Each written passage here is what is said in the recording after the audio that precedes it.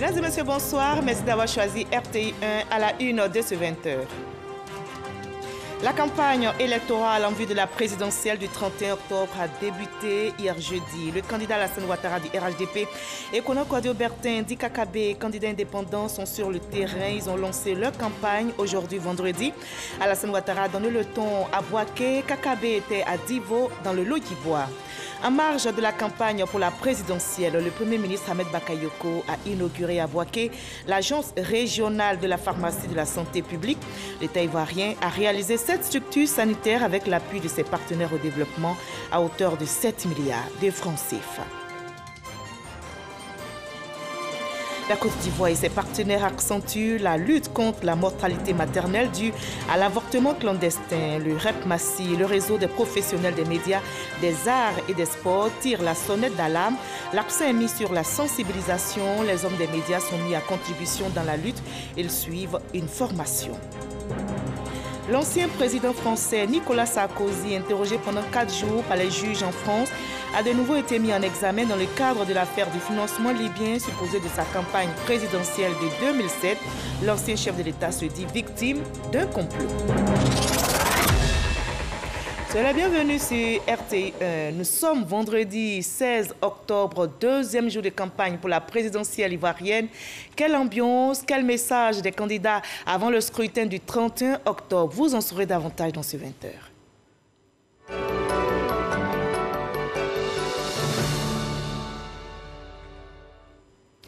Nous sommes à J-15 de la présidentielle ivoirienne et ce vendredi, deuxième jour de la campagne électorale, le candidat indépendant Kono Kouadio-Bertin d'IKKB, qui ambitionne de bâtir la paix en Côte d'Ivoire, a choisi le stade municipal de Divo pour lancer officiellement sa campagne.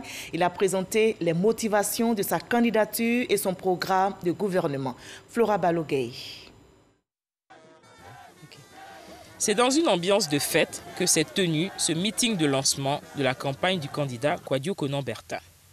Libation, bénédiction des pasteurs et imams, prestations d'artistes, discours de soutien des jeunes et des femmes, tous ont salué l'engagement du candidat KKB qui incarne pour eux la vision futuriste. Ainsi, la région du Lodjibois a-t-elle eu la primeur des points clés du programme de gouvernement du candidat. Ce programme est placé sous le signe de la dignité, de la simplicité, de l'espérance et du respect des valeurs de notre République. Les vrais fils de Félix Houphouët-Boigny se reconnaissent. Les inconditionnels disciples de Félix Houphouët-Boigny n'ont pas besoin de le clamer. Ils agissent avec droiture. Et ils agissent dans l'intérêt suprême de la Côte d'Ivoire, de la nation ivoirienne.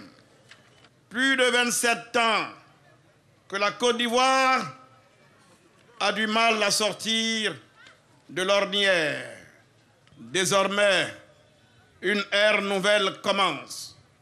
Si nous voulons avancer, faire réussir notre pays, et construire une prospérité nouvelle, il nous faut agir dès maintenant. Oui, et je voudrais, à partir de cette ère nouvelle, eh bien, que la jeunesse ivoirienne prenne ses responsabilités. Je serai le président de tous les Ivoiriens. Je serai le président de toutes les Ivoiriennes. Ensemble, nous pouvons tout changer. La Côte d'Ivoire n'est jamais aussi grande que quand elle est unie. En outre, Kouadio Konan-Bertin invite la jeunesse à reprendre urgemment la main pour redonner à la Côte d'Ivoire sa place dans le concert des nations. KKB prend donc la responsabilité d'assumer pleinement sa candidature. Il a pour ce faire décliné plusieurs engagements allant dans le sens du changement, lesquels devront mettre fin à la corruption, à la pauvreté grandissante des populations, au pillage des ressources du pays. Le tout, une fois élu au soir du 31 octobre prochain, permettra à chaque Ivoirien de bénéficier de la prospérité nationale. L'étape de Mbonnois, dans la localité d'Atingé, accueillera demain le candidat Kakabe. Le candidat Alassane Ouattara défend les couleurs du rassemblement des oufouettistes pour la démocratie et la paix à la présidentielle du 31 octobre. Ce vendredi 16 octobre, il a donné le top départ de sa campagne à Bouaké, dans la région de Gbeke. Candidat du RHDP, Alassane Ouattara prône une Côte d'Ivoire solidaire, nous rapporte Ricardo Zama. Alassane Ouattara, de nouveau en course pour la présidence de la République de Côte d'Ivoire. L'histoire a repris son cours ce vendredi avec les chefs traditionnels de Bouaké, deuxième ville importante du pays, à quelques 344 km au nord d'Abidjan. Signe prémonitoire et sans doute propitiatoire, c'est au quartier Air France qu'Alassane Ouattara prend son envol avec l'onction électorale des chefs traditionnels venus de toutes les localités de la région de Béké. Ils sont 2000 au total. Cérémoniel de libation et de bénédiction, Alassane Ouattara peut être assuré d'enjamber victorieusement les obstacles qui jonchent le chemin de la présidence de la République. Il précise et rassure. J'avais commencé à m'organiser pour faire autre chose. Et mon parti avait désigné notre Premier ministre, fait le Premier ministre Amadou Gon Coulibaly, pour être notre candidat. Non seulement il était le chef du gouvernement pendant plusieurs années, mais il était aussi le président du directoire du RHDP. Et il avait été mon collaborateur aussi bien au plan professionnel qu'au plan politique pendant près de 30 ans. Pendant 30 ans, je devrais dire. Donc, il avait toutes les qualités réunies pour être un bon président, un grand homme d'État. Malheureusement, la mort l'a fauché le 8 juillet 2020. Et à quelques semaines de l'élection présidentielle, mon parti et de nombreux Ivoiriens m'ont demandé d'être candidat, puisque la Constitution me permet d'être candidat.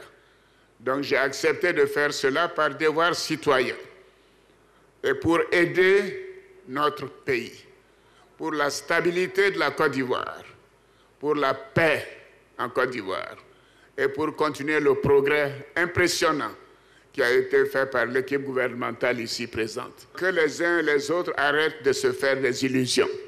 Il n'y aura pas de report des élections, il n'y aura pas de transition. À 2 pas de là et 1 heure plus tard, c'est le centre culturel Jacques Aka qui accueille le candidat du RHDP. Cette fois, Alassane Ouattara a rendez-vous avec les cadres et les élus de Bouaké.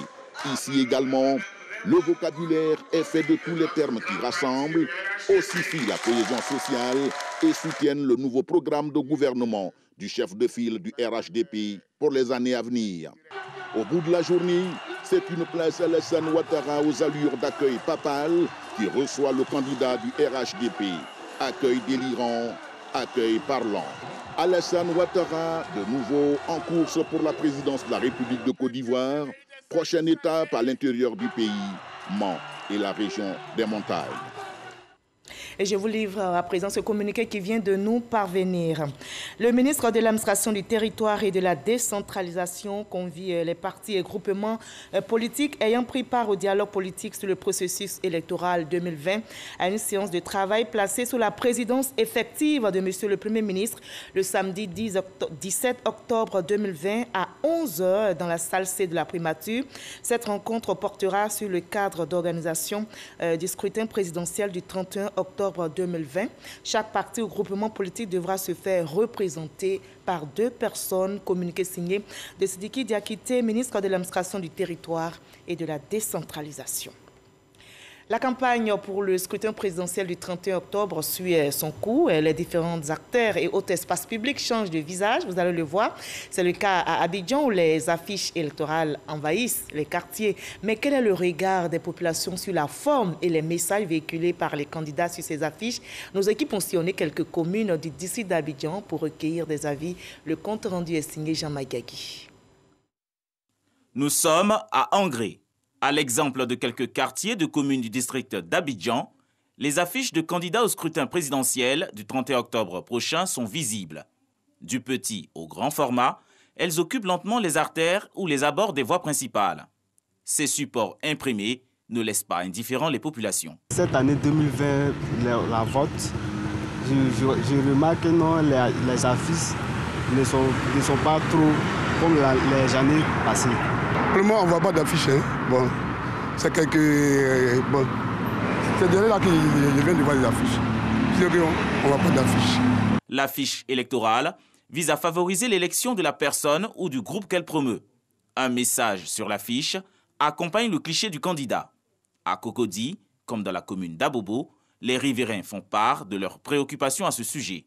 Le message véhiculé par les candidats, c'est que c'est le même message, hein, c'est la paix. Élection présidentielle du 31 octobre, on voit que le meilleur pour notre pays, quand on parle du pays, on parle de la paix. Voilà. Donc je vois aussi que sur les affiches, sur les logos, tout le monde essaie de véhiculer une histoire de paix. J'aimerais que chacun puisse parler de la paix d'abord, parce que c'est ce qui est primordial.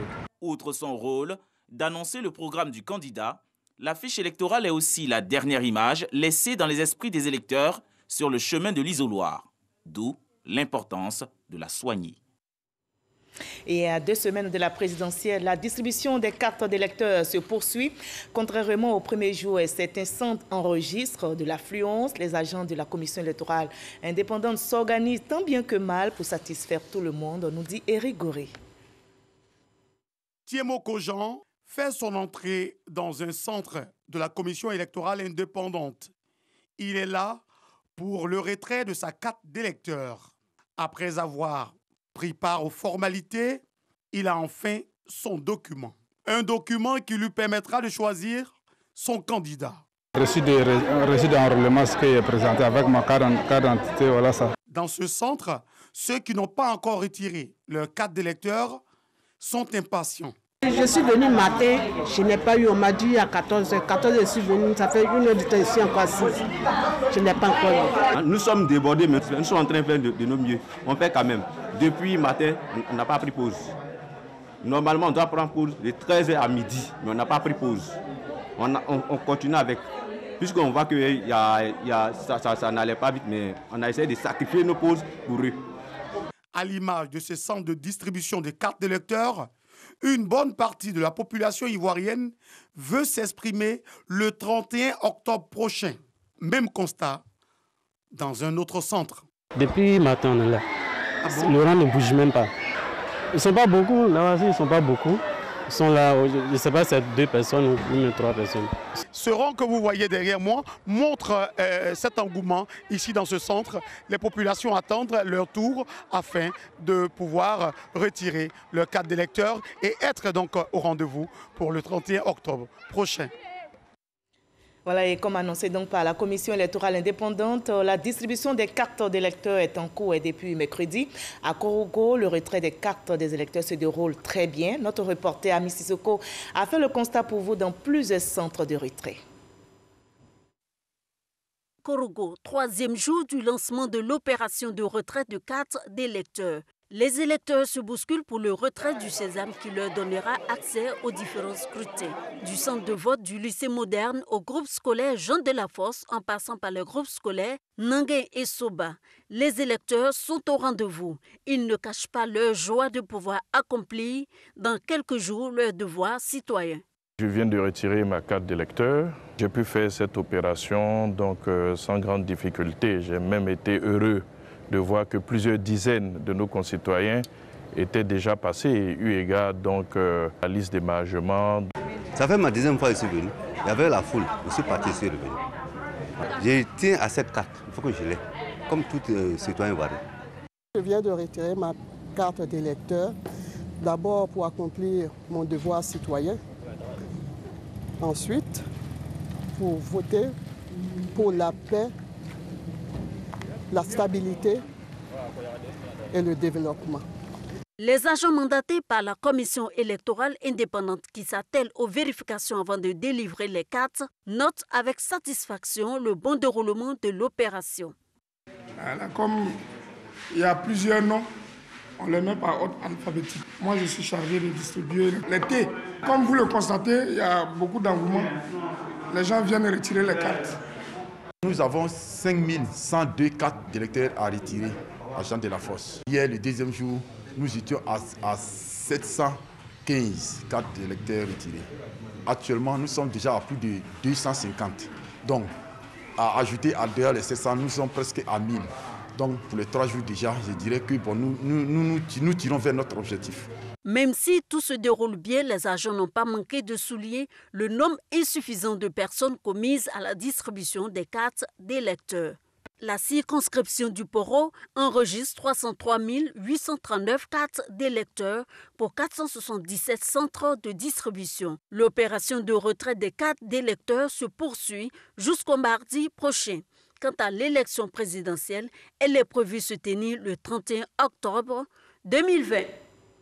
Et pour que tout se passe bien jusqu'au 31 octobre 2020, on continue de prier pour la paix, justement réunis au sein de l'Alliance des religions en faveur de la paix. Les hommes de Dieu, chrétiens et musulmans ont organisé au Palais de la Culture de Trècheville une cérémonie de prière et d'exhortation pour la cohésion et la paix, mais surtout pour une campagne électorale et une élection présidentielle apaisée. Konipa Gassoro.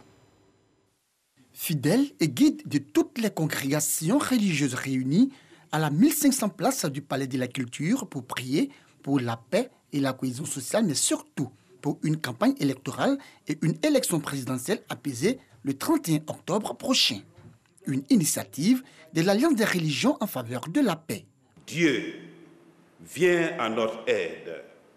Regarde la Côte d'Ivoire, notre pays. Accorde à chacun et à chacune d'entre nous d'être artisans de paix. Amener les acteurs politiques ivoiriens à renouer le fil du dialogue, de la réconciliation vraie et de la collaboration constructive entre eux, et cela afin de préserver et consolider la paix. Ô Seigneur Allah, exauce cette prière. Le Dieu de paix, nous comptons sur toi en nous inclinant, que ta paix va nous sauver. Béni soit jamais ton nom glorieux. Que la terre entière soit remplie de ta gloire, afin que la Côte d'Ivoire soit remplie de ta gloire. Amen. À cette occasion, ces hommes de Dieu chrétiens et musulmans ont fait une déclaration afin d'attirer l'attention des militants, des sympathisants et des acteurs politiques, mais aussi les journalistes et la société civile sur l'importance qu'il y a à préserver et à consolider la paix en Côte d'Ivoire. Les guides religieux exhortent vivement les dirigeants des partis politiques à bannir toute forme de violence dans l'expression de leurs adversités et dans la conquête du pouvoir.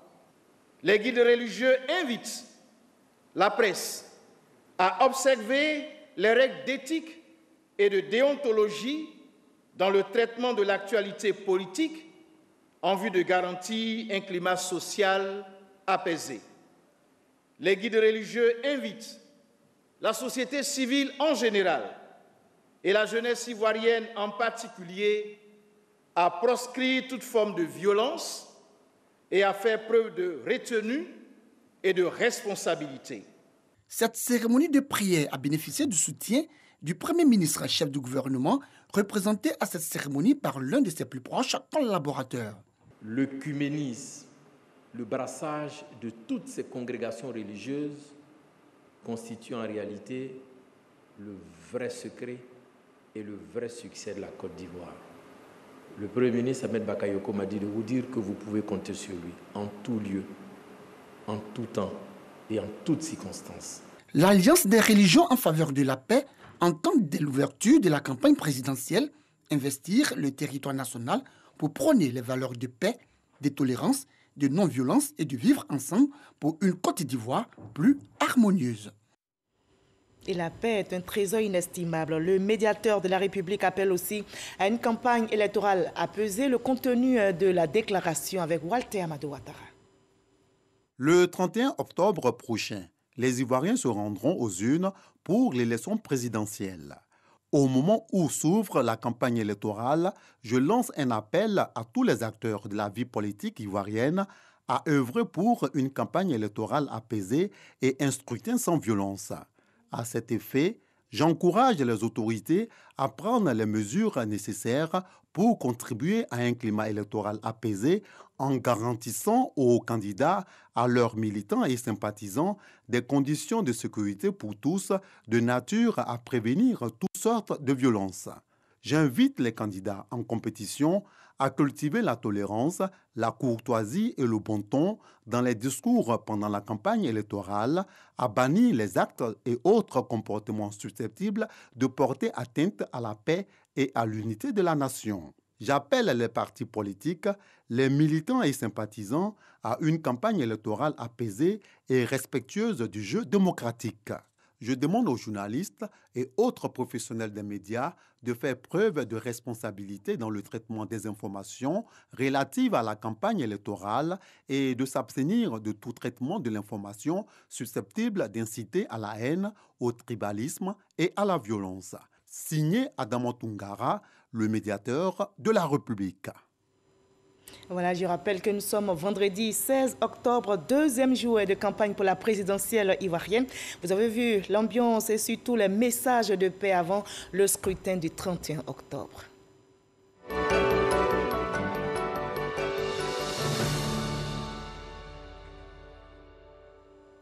En marge de la campagne pour la présidentielle qui a débuté hier dans notre pays, le Premier ministre Ahmed Bakayoko a procédé à l'inauguration de l'Agence régionale de la pharmacie de la santé publique. L'État ivoirien a réalisé cette structure sanitaire avec l'appui de ses partenaires au développement à hauteur de 7 milliards de francs CFA. L'objectif est clairement affiché, rapprocher les populations des services de santé en vue de leur bien-être. Charles Tatou. Nouvelle pharmacie de la santé publique de Côte d'Ivoire. Le fonctionnement des services de l'agence régionale de Bouaké est désormais effectif. Le Premier ministre Ahmed Bakayoko vient d'inaugurer officiellement cette agence qui marque le début de la déconcentration des services de l'agence principale d'Abidjan. Bâtie sur une superficie de 5 hectares, elle a été réalisée par l'État ivoirien avec l'appui de ses partenaires au développement à hauteur de 7 milliards de francs CFA.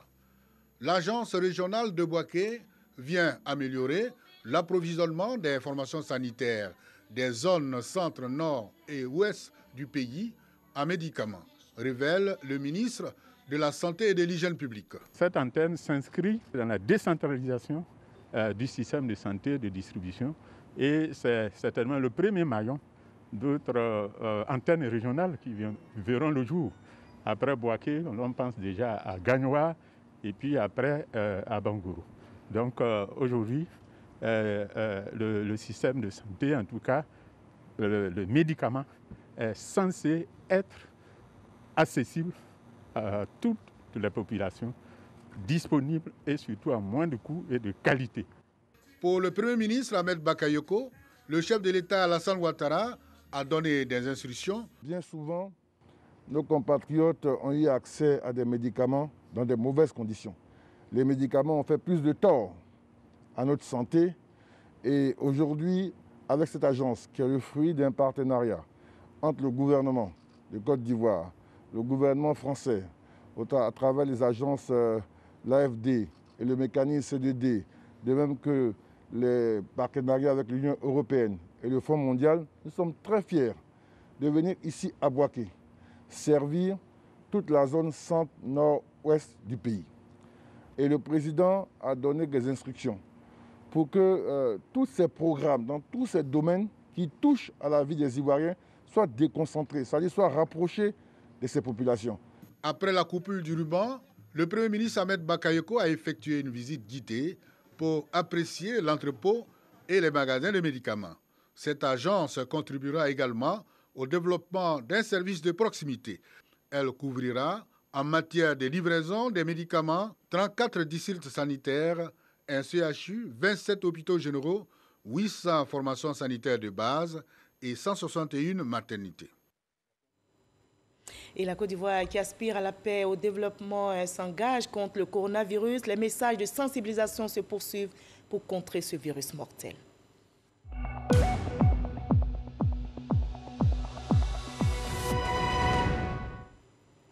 Il faut venir à bout du coronavirus qui sévit et menace notre santé. Ce vendredi 16 octobre, on dénombre 18 cas confirmés sur 973 échantillons prélevés, 55 nouvelles guérisons, 0 décès. La Côte d'Ivoire, notre pays, compte à ce jour 201 cas actifs. Attention donc à ne pas relâcher dans l'observation des gestes barrières. Préservons notre santé et celle des autres.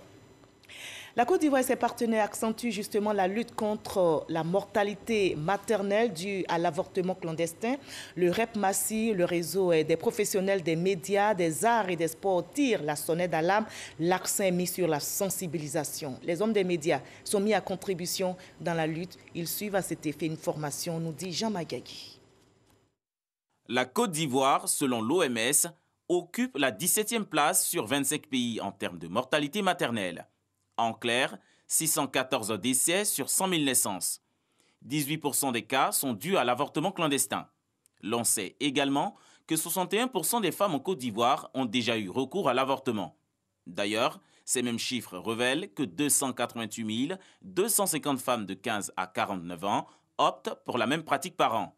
Face donc à la situation, aujourd'hui, devenue problème de santé publique, les professionnels des médias, des arts et des sports engagés dans la promotion de la santé et la lutte contre le sida en Côte d'Ivoire, REP-MASI et leurs partenaires IPAS, s'engagent à la mise en œuvre des stratégies à même de convaincre les décideurs et les alliés à faire appliquer la loi 14.2 du protocole de Maputo quant à l'accès des femmes à l'avortement médicalisé, selon les 4 critères à savoir les cas de viol, de l'inceste, lorsque la vie de la mère et la santé du fœtus sont en danger. L'avortement sécurisé, c'est l'avortement qui se fait dans des conditions de sécurité médicale optimale. C'est ce que font les médecins. Voilà. Il y a aussi l'avortement médicamenteux. On prend des comprimés à un certain moment de l'évolution du fœtus. L'OMS aussi a aussi codifié les choses en disant que le fœtus est viable à partir de tel nombre de semaines, 21 semaines, etc., etc. Donc tout ça encadre la pratique. Donc ce n'est pas donner un service au tout venant. Il faut faire attention quand nous passons notre message. En tout cas, Bintou Sanogo, président du conseil d'administration du REP-MASI, a traduit tout l'intérêt et la détermination des membres de sa structure pour ce combat contre les avortements clandestins, cause principale de mortalité maternelle en Côte d'Ivoire. Bamba Youssouf, fondateur du REP-MASI et actuel président du REMAPSEN, a encouragé les journalistes à mettre en pratique les acquis de cette formation pour le bien-être des femmes et de la société. Et en marge de cette rencontre, le député maire d'Adiaké, cadre de la région du Sud Comoé, sensibilise la jeunesse de la ville de Bonois à la paix et au retour de la cohésion sociale. Yensié a eu une série de rencontres justement avec les différentes associations de jeunesse de Bonois pour prôner la non-violence. Mamadou Kwasi. Un langage franc et courtois entre les jeunes de la communauté abourée de Bonois et Yacouba Yensié, cadre du Sud Comoé, par ailleurs député maire d'Adiaké. Des échanges pour lui permettre de mieux comprendre la situation, mais aussi pour prôner la carte de la prévention en cette période électorale. Yacouba Yensié sensibilise également cette jeunesse à la paix et au retour de la cohésion sociale à Bonois. Soyez dans cette dynamique-là. Je vous engage donc à ne plus recommencer les marches comme vous l'avez fait. Je vous engage donc à ne plus brûler, à ne plus vous attaquer. Parce qu'en réalité, c'est des rumeurs. On dit non, celui-là va faire ça, celui-là va faire ça, chacun a peur. Ayez confiance en vous. Vous avez vos aînés qui sont là. Vous avez des pasteurs, vous avez vos parents, vous avez des religieux.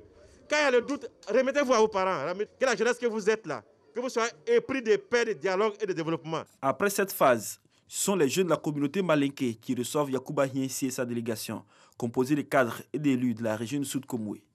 Ici également, les échanges ont été francs et directs pour aboutir à une situation apaisée en cette période électorale. Ces jeunes comme ceux de la communauté abourée se sont tous engagés à s'inscrire dans une démarche de non-violence et de paix. Ils ont décidé de réclamer désormais par le dialogue. Il faut rappeler que le directeur général du port autonome d'Abidjan, avant cette rencontre de sensibilisation, avait offert des vivres aux sinistrés d'une valeur de 25 millions de francs CFA. Les chefs coutumiers de la Nawa prônent aussi la paix. Les têtes couronnées invitent les populations, principalement la jeunesse, à la paix et faire de la Nawa une zone de zéro violence électorale. Jean-Maïkaki. Les chefs coutumiers de la Nawa entendent jouer un rôle important en cette période électorale. Ils se sont réunis à Soubré, capitale de la Nawa, pour prôner la paix, la cohésion sociale et surtout une élection sans violence. Au niveau de la région de l'Anawa, qui par essence est une région cosmopolite, qui regroupe presque toute la CEDEAO, nous vivons ici en parfaite harmonie. Et les chefs que nous sommes, garants moraux des us et coutumes, en cette période, nous ne pouvons pas être en reste. C'est pourquoi la Chambre nationale des rois et chefs de Côte d'Ivoire a initié cette rencontre de sensibilisation de la paix. Échange direct avec les jeunes, populations autochtones et allogènes pour désarmer les cœurs et les inviter à être des citoyens épris de paix. Vraiment, ce matin, c'est bienvenu parce qu'il faut parler, toujours parler, éduquer, informer nos parents et nos amis pour que cette région soit préservée. Les acquis qu'on a aujourd'hui, qu'elle soit préservée. Et c'est seulement la paix, la cohésion sociale, l'acceptation mutuelle qui va nous permettre à cette région de bénéficier de toutes les richesses qu'on a ici dans notre région d'Anawa. Des engagements ont été pris par les chefs coutumiers, jeunes et le reste de la population en vue d'être des ambassadeurs de paix pour le développement de l'Anawa. Ils ont également promis de faire en sorte qu'il y ait zéro violence dans l'Anawa pendant cette période électorale. Du côté du Sud Comoé, la chefferie traditionnelle s'implique aussi dans la recherche de la paix et du dialogue en cette période électorale. Les garants de la tradition appellent à tourner le dos à toute action pouvant mettre en péril la paix sociale. Éric Goré. Cette sortie des chefs traditionnels du Sud Comoé intervient dans un contexte particulier de la Côte d'Ivoire. Ces têtes couronnées s'insurgent contre les paroles qui pourraient créer des troubles dans ce pays. Raison pour laquelle ces chefs invitent l'ensemble des Ivoiriens à s'inscrire résolument dans la recherche permanente de la paix. Aux hommes politiques, ces garants de la tradition demandent également de ne rien faire qui puisse entacher l'unité et la stabilité de la Côte d'Ivoire. Le collectif des chefs du département d'Aboisseau, région du Sud Comoé, avec à sa tête Nana Eboué, chef du village, les notables et toutes les populations, tenons à réaffirmer notre engagement et notre soutien sans faille à sa politique de cohésion nationale et de développement économique dont notre région, le Sud Comoé, est l'un des plus grands bénéficiaires. Selon ces chefs traditionnels du Sud Comoé, tout Ivoirien doit être ambassadeur de la paix en cette période électorale. Ambassadeur dans son village, dans sa communauté et dans sa région, car la paix n'a pas de prix. Voilà, la paix n'a pas de prix. Nous nous engageons tous donc à la paix. L'UE et la Fondation Magic System prônent aussi la paix du côté de Yamoussoukro. Ces institutions ont organisé des séances de prière à la mosquée d'Aguien et à la basilique Notre-Dame de la paix de Yamoussoukro, bien sûr, pour invoquer, pour prier pour la paix dans notre pays. Issa Tchonayo. Engagé pour la paix, c'est sur ce vocable que l'Union européenne, UE et la Fondation Magic System foulent le sol de Yamoussoukro, la capitale politique. Objectif, prôner la paix en cette période où la Côte d'Ivoire s'apprête à vivre l'échéance du scrutin présidentiel du 31 octobre 2020. Des symboles de la paix sont visités, à savoir la Fondation Félix Houphouët-Boigny pour la recherche de la paix, la résidence du président Félix Houphouët-Boigny et le caveau familial du défunt président. On s'est engagé pour la paix, on est ici pour parler de la paix et donc trouver l'initiateur et l'origine de la paix en Côte d'Ivoire, l'ancien président Houphouët-Boigny. Je crois qu'il n'y a pas un meilleur moment ou un meilleur endroit pour commencer notre visite à Yamoussoukro. Nous sommes venus ensemble célébrer la paix, nous sommes venus ensemble prôner la paix, nous adresser aux populations, parce que faire de la musique, c'est aussi pouvoir passer des messages utiles quand il le faut. À travers cette visite, c'est un hommage qui est rendu à Félix Houphouët-Boigny, à sa mémoire et à tout ce qu'il a fait pour la Côte d'Ivoire et pour le monde même d'une façon générale. Parce que comme je dis souvent, quand vous atteignez un certain niveau, vous n'appartenez plus à personne, vous appartenez à la planète. L'UE et la Fondation Magic System ne sont pas seuls à effectuer le voyage de Yamoussoukro. Les ambassadeurs des Pays-Bas et de l'Espagne sont venus également jouer leur partition. C'est vraiment important qu'il y ait de la paix. Et c'est pour cela que nous sommes venus ici, parce que pour la population du pays, c'est la chose la plus importante. Nous sommes ici en fraternité avec la Côte d'Ivoire dans son ensemble, avec tous les Ivoiriens, quelle que soit leur orientation et leur position. Et le message que nous voulons transmettre à tous, c'est ce message de paix et de démocratie que nous pensons qui fait que l'avenir du pays soit assuré. Le ministre et gouverneur de Yamoussoukro, Augustin Thiam, les diplomates et l'artiste Assalfo profitent de l'occasion pour inviter les politiques et l'ensemble de la population à se pardonner mutuellement, gage de la paix et de la stabilité. Et dans cette ambiance de paix, la Côte d'Ivoire renforce sa coopération avec ses pays amis, justement dans le cadre du renforcement des relations de coopération et d'amitié entre la Côte d'Ivoire et les représentants des missions diplomatiques accréditées dans notre pays. Un dîner a été organisé au Sofitel Hôtel Ivoire. Les représentants des missions diplomatiques ont été reçus à dîner par le ministre des Affaires étrangères, Ali Coulibaly. Le compte rendu de Patricia Omoïtia. Ce rendez-vous annuel est un moment important pour la diplomatie ivoirienne. C'est l'occasion pour les plus hautes autorités ivoiriennes de présenter les orientations et les priorités qui ont guidé le travail de tous ces représentants des missions diplomatiques. Cette rencontre permet aux chefs de poste diplomatiques d'échanger entre eux et de partager leur expérience. Cette année, au cours de ce dîner-débat des ambassadeurs, des sujets sur la paix et la cohésion sociale ont été abordés. Nous mesurons la valeur de vos conseils avisés, le poids de vos appuis discrets, la noblesse d'amitié, l'efficacité de vos bons offices pour donner plus d'évidence au projet économique, politique et social du président Alassane Ouattara.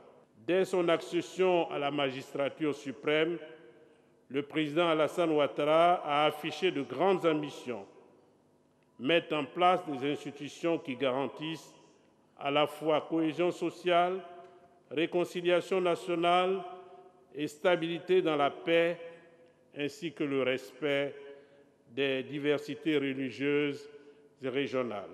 Toujours selon Ali Coulibaly, la question de la paix, du vivre ensemble et de la cohésion sociale est notamment au cœur des préoccupations du chef de l'État. Pour ces diplomates, une paix durable en Côte d'Ivoire repose sur le renforcement de la cohésion sociale. Je salue l'initiative de son Excellence Monsieur le ministre des Affaires étrangères, son Excellence Monsieur Ali Coulibaly, qui nous a permis de comprendre les objectifs pour cette élection présidentielle. Et je suis très heureux ce soir pour avoir participé à ce dîner.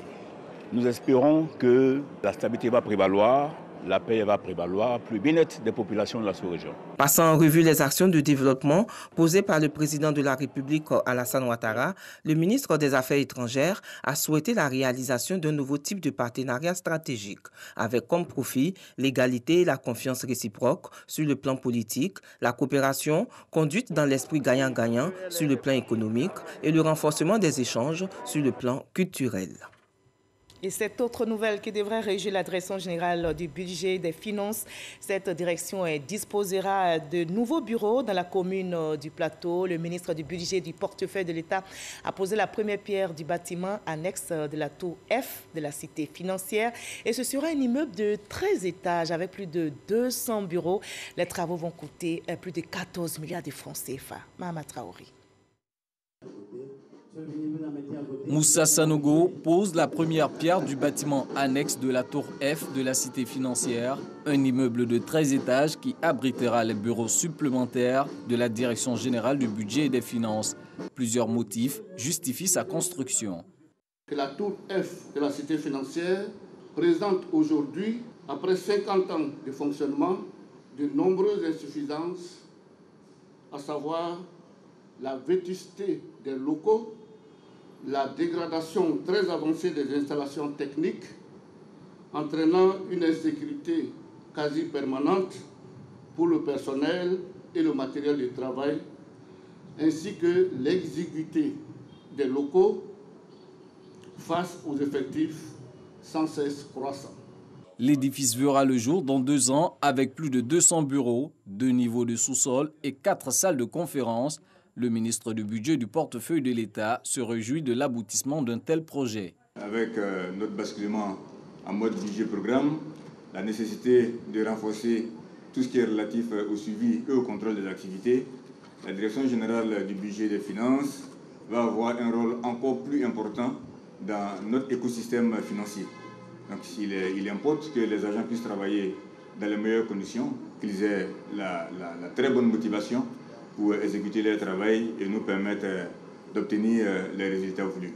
Coût total des travaux de construction du bâtiment annexe de la tour F de la cité financière, 14,3 milliards de francs CFA.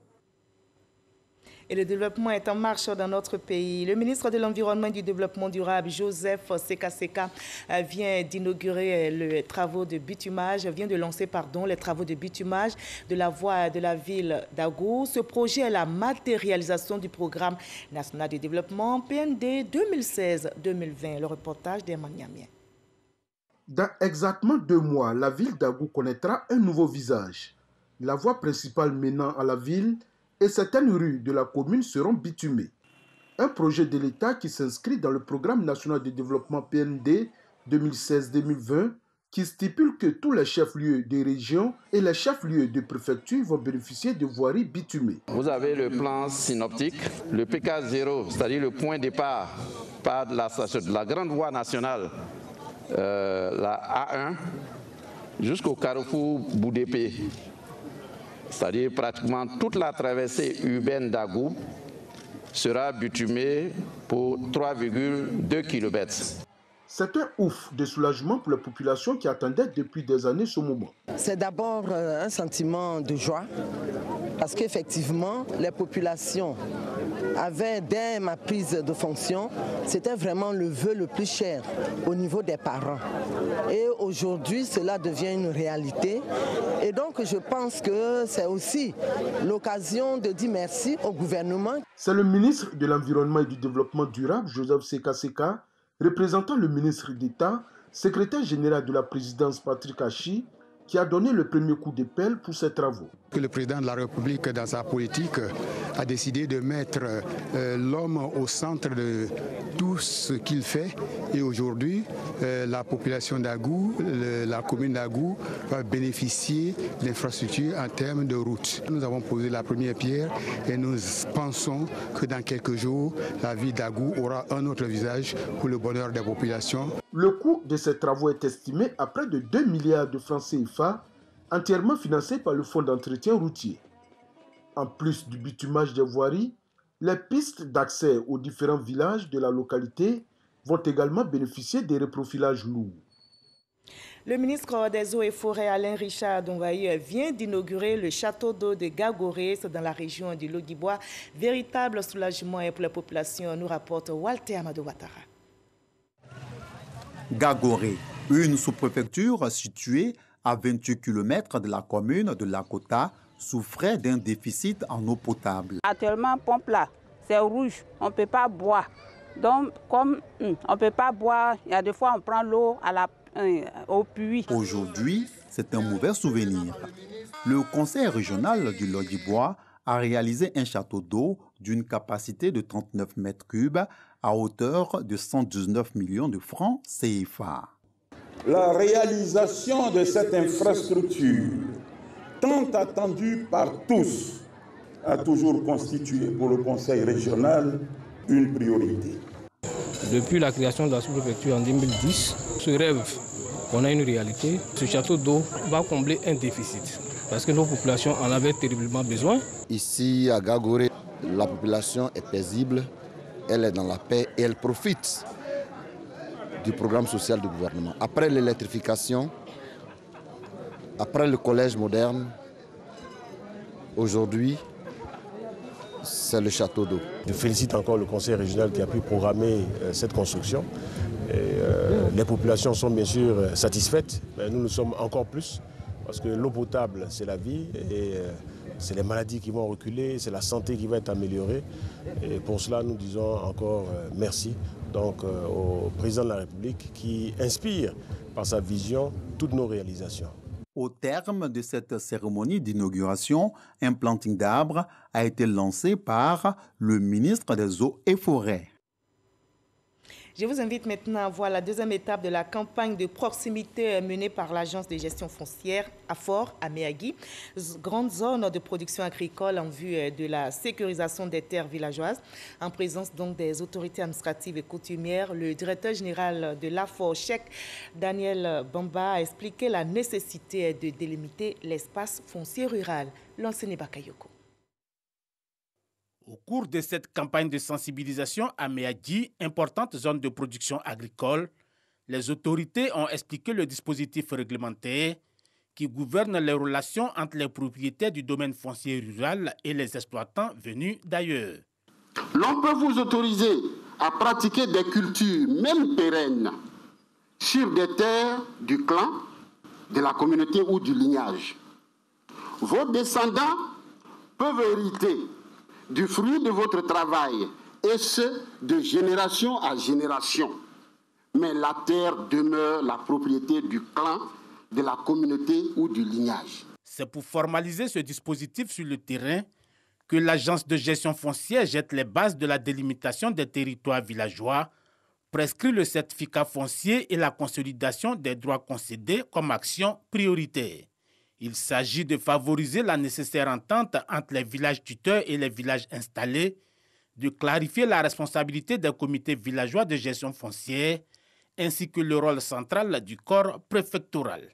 Mettez les députés, les élus et les sous-préfets à l'aise pour avancer. C'est vous les chefs des communautés. Vous devez parler avec les chefs. Allez voir vos sous-préfets pour dire à tel problème, je voulais qu'on appelle le chef là pour qu'on parle. C'est très important. Si on se parle, on se comprend et puis on prend des décisions ensemble. Dans l'ensemble et malgré quelques inquiétudes, les communautés villageoises ont perçu la pertinence du message et promis se mettre au-dessus des clivages pour garantir la paix et la cohésion sociale dans le département. Depuis l'opérationnalisation de l'AFOR en 2017, sur 8576 villages que compte la Côte d'Ivoire, 3864 ont été entièrement bouclés et bornés. 1880 territoires bénéficient déjà même d'un arrêté du ministre de l'Administration du territoire et de la décentralisation.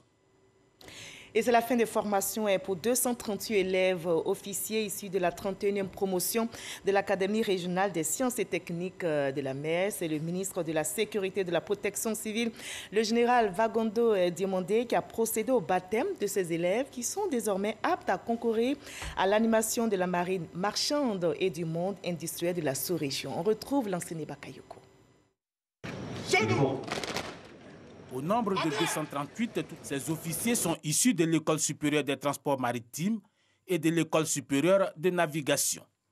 Occasion pour la haute hiérarchie de l'école de plaider en faveur de l'obtention de stages embarqués au bénéfice des élèves navigants ainsi que de l'acquisition d'un navire-école pour résorber l'épineuse question des déplacements en mer. Ce n'est pas tout. Il y a quelques années, nos parcours étaient pris en charge par le département de l'État et nous souhaitons que cela puisse se faire pour soulager un temps soit peu notre trésorerie. Malgré toutes ces difficultés, l'institution veut demeurer un acteur incontournable de formation des acteurs privés et publics dans le domaine maritime. Je reste confiant en l'Académie régionale de la mer pour la qualité du travail abattu et qui vaut désormais à cette école d'être sélectionné par l'Union africaine comme centre d'excellence et par la CEDEAO comme centre d'excellence de la formation dans le domaine de la sécurité et de la sécurité. Le gouvernement s'engage à soutenir ces efforts. Plusieurs projets, dont la réhabilitation des infrastructures, ont d'ailleurs déjà été validés. Des projets appuyés par les partenaires, notamment le Japon, qui a octroyé 3,2 milliards de francs CFA pour le renouvellement du matériel pédagogique. Pour la Côte d'Ivoire, l'enjeu en vaut la chandelle. 80% des échanges commerciaux internationaux passent par la mer. Pour pérenniser sa fulgurante ascension sous la houlette du président Alassane Ouattara et pour s'ancrer dans le peloton des têtes des économies en forte croissance, la Côte d'Ivoire doit dynamiser ce secteur à travers des instituts de formation maritime comme l'Académie régionale des sciences et techniques de la mer. Pour cette année 2019-2020, ils sont 579 élèves en formation initiale. À l'étranger, à moins de 48 heures du scrutin présidentiel en Guinée, les candidats en liste active ce vendredi, dernier jour de campagne pour mobiliser ou convaincre les indécis. Et c'est dans cette ambiance électorale que des incidents ont été signalés du côté de Kendia, localité située à plus d'une centaine de kilomètres de Conakry. Des incidents qui rappellent ceux survenus la veille du double scrutin législatif et référendaire du 22 mars dernier. L'ancien président français Nicolas Sarkozy, qui a été interrogé pendant 4 jours par des juges en France, a de nouveau été mis en examen dans le cadre de l'affaire du financement libyen supposé de sa campagne présidentielle de 2007. Cette nouvelle poursuite est la 4e dans ce dossier pour l'ancien chef de l'État qui se dit victime d'un complot après les mises en examen prononcées en mars 2018 pour corruption passive, recel de détournement de fonds publics et financement illégal de campagne. Fin de ce 20h, merci à vous tous de votre aimable attention. Continuons ensemble de promouvoir la paix et la cohésion sociale. Très belle soirée, prenez soin de vous. À demain 20h avec le même plaisir.